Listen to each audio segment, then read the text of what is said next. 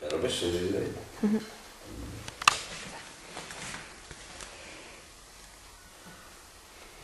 Bueno, pues se lo que... ¿Y el nombre y eso? Es decir, bueno, pues... ¿Y el nombre cuántos años tienes? Pues chámame Luis Torres Blanco, teño 70 anos. Onde traballou e canto gañaba en Francia? Bueno, canto gañaba... Cando traballei, cando fui traballar para Francia foi no 69. No 69 estaba lá. Ganábase máis que aquí. O cambio daquela non había o euro. Ganábase moito no cambio. É mellor no traballo. É iso. Canto ganaba, agora xa non me acordo. Canto tal, tamén se ganaba máis unha que chamaban o subsidio dos fillos, que eran aquí eran 250 por cada fillo e pola muller 300, e ali eran 1000 pesetas por cada fillo e 1500 pola muller. Era máis xa como esos cartos xa se arreglaba. E logo despois o de Canare, pois claro, agora xa non me acordo os sueldos que había daquela, pero eran mellores que aquí non había traballo. E aquí eran por sueldos. Eu tuve unha suerte que estuve nunha empresa que viví co jefe que traballaba con ele e viví con ele e bueno, lavaban a roupa, comía con eles á mesa, vivía con eles como se fora unha familia. Estaba ben. E despois foi navegar. Fui para Bilbao e fui navegar, ando por aí, un petrolero, recorrendo o mundo por aí, son moitos sitios onde había petróleo. Aí estaba esa compañía que se chamaba Conoco, e íbamos a moitos puertos, a moitos sitios. Algún barco só nos andaba do Golfo de Pérsico ao Golfo de México. Moitos sitios, íbamos a Estados Unidos, a moitos sitios. En fin. Como era a vida ali? Bueno, a vida ali era, por exemplo, nos barcos era ben. Eu estaba de camarero, de primer camarero de oficiales, estaba ben. Limpio sempre, e os barcos tiñan boa comunidade, tiñan piscina, tiñan salón de cine, tiñan sala de xogos, sauna, sala de xogos e de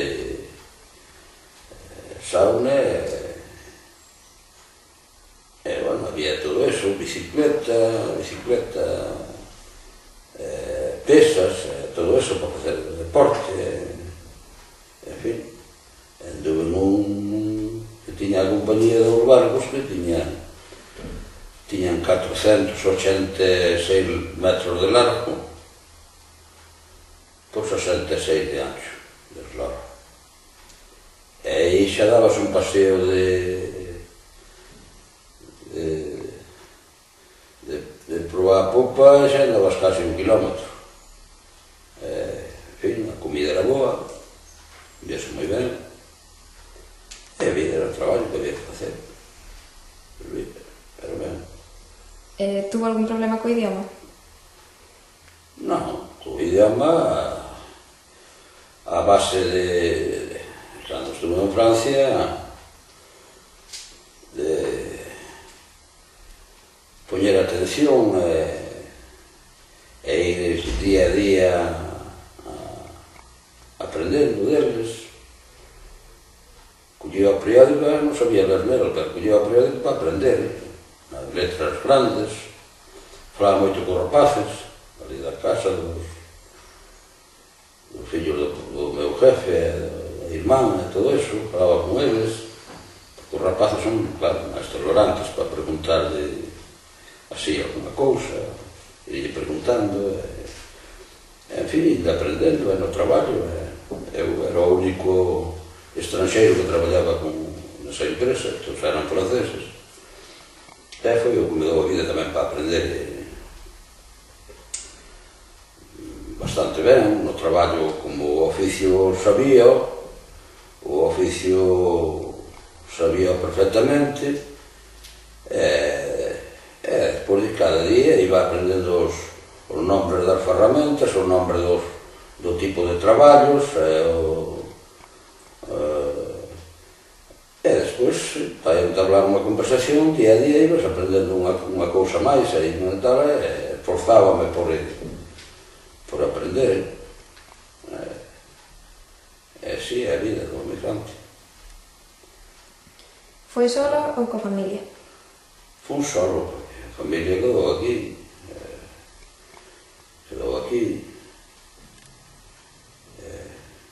solo. Claro, iba para mellorar a situación, mas aquí non nada, non se ganaba, e apenas había traballo.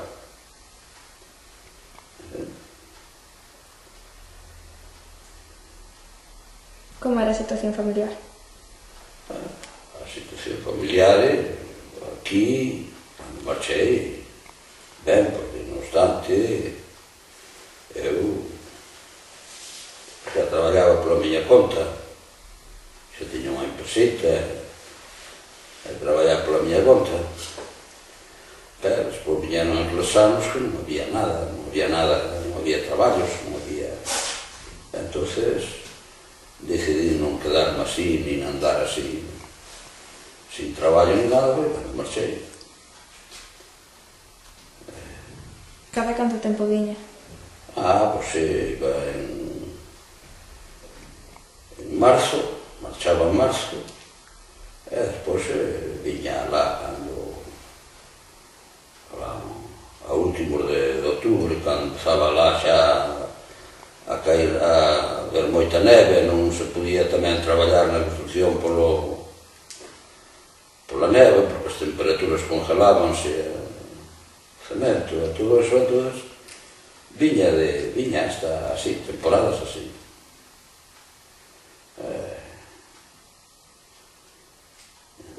Ali había outro nivel de vida en Francia, xa daquela, aquí había unha ditadura, ali xa ali había democracia, xa ali era outro mundo moi diferente,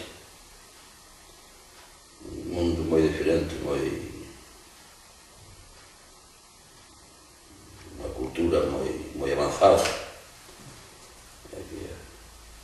Aquí máis atraso, aquí había máis atraso nas empresas, en todo. Había moita diferencia na cultura, en todo. Ali non é como aquí, que vivían dun traballo, vivían do campo, tiñan unha vaca, unhas ovellas, un tal, pero ali non, ali o que vivía do campo, que tiña vacas lecheras, o que vendía legumbres, puñía legumbres e vendía legumbres, e vivía deso. É todo así, todo moi ben organizado, é todo. Nun pueblo, por exemplo, non podía haber, o sea, calquera que, como aquí, que calquera que, hai unha calle, todos son bares. E vas por outro lado, unha calle, todos son bares, negocios así.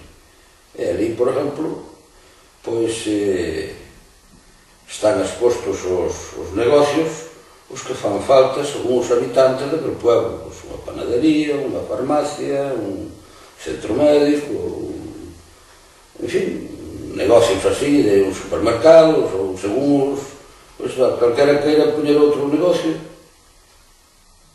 pois non lle permiten. Non lle permiten porque senón a competencia arruina uns aos outros, empezan a dar, entonces xa daquela ali cada negocio cerraba un día por semana e un mes cada ano, e iban rotando así. Se un cerraba o lunes, o outro cerraba o martes, o outro o miércoles, iban rotando así, así, en fin, é todo o negocio, todo así.